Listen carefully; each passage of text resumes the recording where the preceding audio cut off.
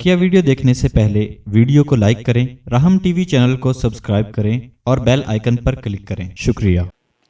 एक मरतबा पंडित जी ने मुनाजरे का चैलेंज किया हजरत को कि मुनाजरे का चैलेंज है कासिम नानोतवी को।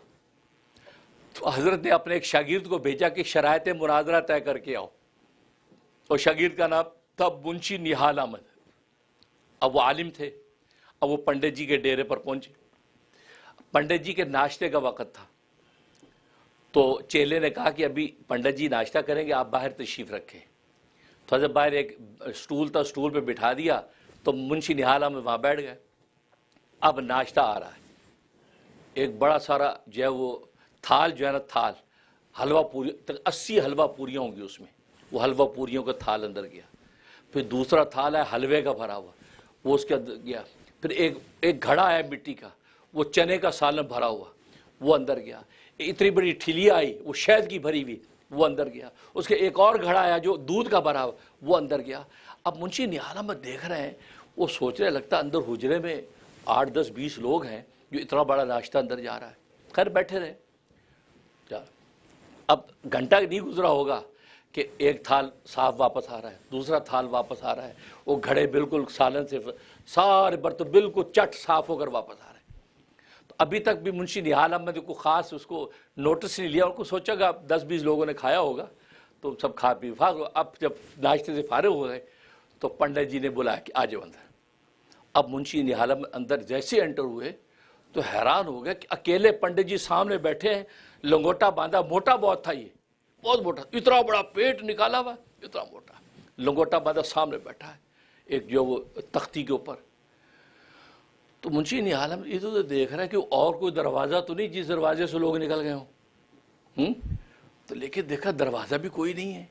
ये इतना नाश्ता क्या अकेले पंडित जी ने खाया? बड़ा ताज्जुब हुआ। तो चुपके से वो चेले से पूछते हैं कि ये नाश्ता अकेले पंडित जी ने खाया सारा? तो कहे अबे क्या नज़र लगाएगा तू पंडित जी को? क्या पूछ रहे हो? पंडित जी को हमारे नज़र लगाएंगे आप? हाँ अकेले पंडित जी खाएंगे, पंडित जी के साथ कोई बैठ के नहीं खा सकता, किसी के मजाल नहीं, पंडित जी का ही मुकाम है, अकेले खाते हैं। अब तो मुंशी निहाल में हैरान, एक आदमी इतना नाश्ता, 80 हलवा पूरियाँ और पता नहीं क्या कुछ खा गया भाई। तो खैर अब उसके बाद बातचीत हुई, मुनाजरे की शराइत तय हुए। तो मुंशी निहाल अहमद वहाँ से वापस दारुल देवबंद आ गए। तो इनके जो दूसरे साथी थे उनको उन्होंने ये किस्सा सुनाया। कहा कि यार मैं तो हैरान हो गया, पंडित जी इतना खाते हैं, कमाल कर दिया। नाश्ता उनका इतना है, दोपहर का खाना, रात का खाना क्या होगा?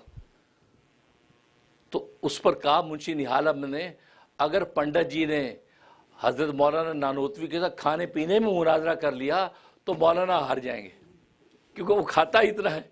और आपको पता है खाने पीने के मुकाबले होते हैं हमारे मुल्कों में, कॉलेज यूनिवर्सिटियों में वो मैस मास्टर बनता है, कौन ज़्यादा खाता है। तो खाने पीने के मुकाबले भी होते हैं।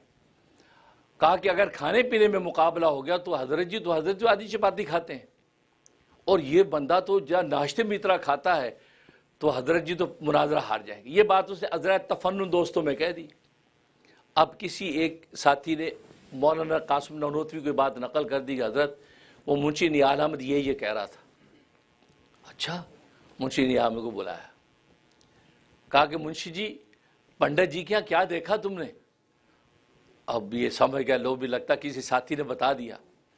कहा हज़रत वो तो इतना खाता है, तौबा तौबा, वो तो मैं देख के हैरान हो गया कि जनाब वो तो खाता चला जा रहा है ऐसे 50 आदमियों का खाना। तो मैंने ऐसे कह दिया था कि अगर खाने पीने में मुनाजरा हो गया तो फिर जो है वो पंडित जी जीत जाएंगे, मौलाना हार जाएंगे।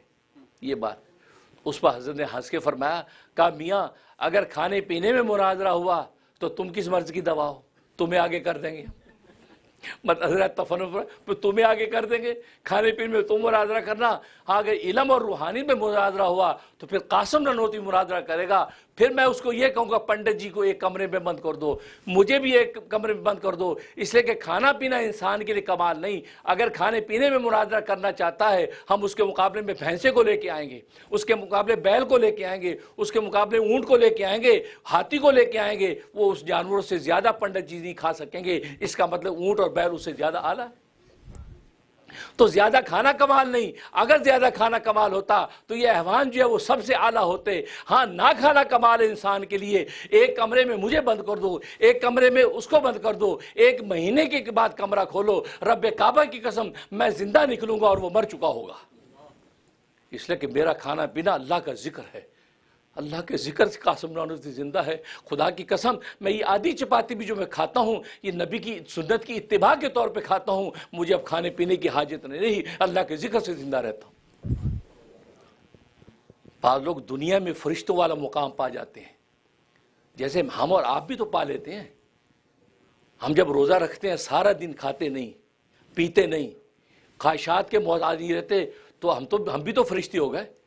16-16 घंटे हम फरिश्ते बने रहते हैं एक महीने की थोड़ी सी मेहनत पर। तो जो औलिया अल्लाह सारी जिंदगी जिन्होंने मेहनतें की हैं, अल्लाह तबारक व तआला वाकई उनको मलकूतियत की वो शान अता फरमा देते हैं, वो फिर खाने पीने के मोहताज नहीं रहते। हम जैसा अदना मुसलमान सारे दिन 16-17 घंटे के अरसे के अंदर खाने पीने का मोहताज नहीं रहता।